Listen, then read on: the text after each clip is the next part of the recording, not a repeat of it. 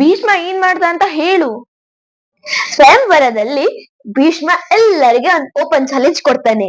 ಕಾಶಿ ರಾಜ್ಯದ 3 ಯುವರಾಣಿ ಆದ ಅಂಬಿಕಾ, ಅಂಬಾಲಿಕರನ್ನು ಅವರಿಗೆ ಇಷ್ಟ ಇಲ್ಲ ಅಂದ್ರೂ ಕೂಡ ಅಲ್ಲಿಂದ ಕರ್ಕೊಂಡ್ ಬರ್ತಾನೆ. ಆಗ್ಲೇ ಒಂದ್ ದೊಡ್ಡ ಪ್ರಾಬ್ಲಮ್ ಬರುತ್ತೆ. 3 ಯುವರಾಣಿಯಲ್ಲಿ ಇಬ್ರು ವಿಚಿತ್ರ ವೀರ್ಯನ ಮದ್ವೆ ಆಗಲು ಒಪ್ಕೊಂತಾರೆ. ಆದ್ರೆ ಒಬ್ರು ಅಂಬಾ ವಿಚಿತ್ರ ವೀರ್ಯನ ಮದ್ವೆ ಆಗಲು ಒಪ್ಕೊಲ್ಲ. ಯಾಕಂದ್ರೆ ಅಂಬಾ ಶೆಲ್ವಿರಾಜನ ಪ್ರೀತಿಸ್ತಾಳೆ.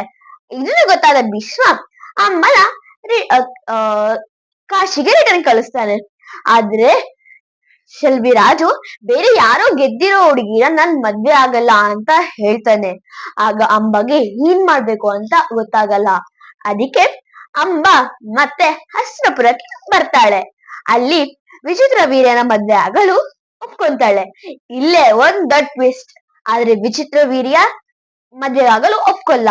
ಯಾಕಂದ್ರೆ ಬೇರೆಯವ್ರನ್ನ ಯಾರೋ ಪ್ರೀತಿಸಿದ ಹುಡುಗಿನ ನನ್ ಮದ್ವೆ ಆಗಲ್ಲ ಅಂತ ಹೇಳ್ತಾನೆ.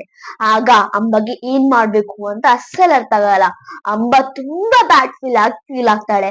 ಆಗ ಅಂಬಾ ಭೀಷ್ಮನ ಹತ್ರ ಹೋಗಿ ನೀನ್ ನನ್ನ ಮದ್ವೆ ಆಗ್ತೀಯಾ ಅಂತ ಕೇಳ್ತಾನೆ.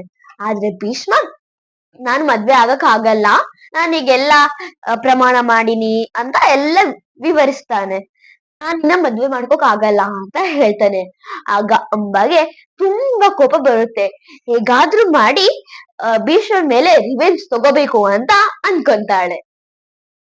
ಅಂಬಾ ಏನ್ ಮಾಡಿದ್ಲು, ಭೀಷ್ಮನ್ ಮೇಲೆ ಹೇಗ್ ರಿವೆಂಜ್ ತೀರಿಸ್ಕೊಂಡ್ಲು ಅನ್ನೋದನ್ನ ನಾವು ನೆಕ್ಸ್ಟ್ ಎಪಿಸೋಡ್ ಅಲ್ಲಿ ತಿಳ್ಕೊಳ್ಳೋಣ.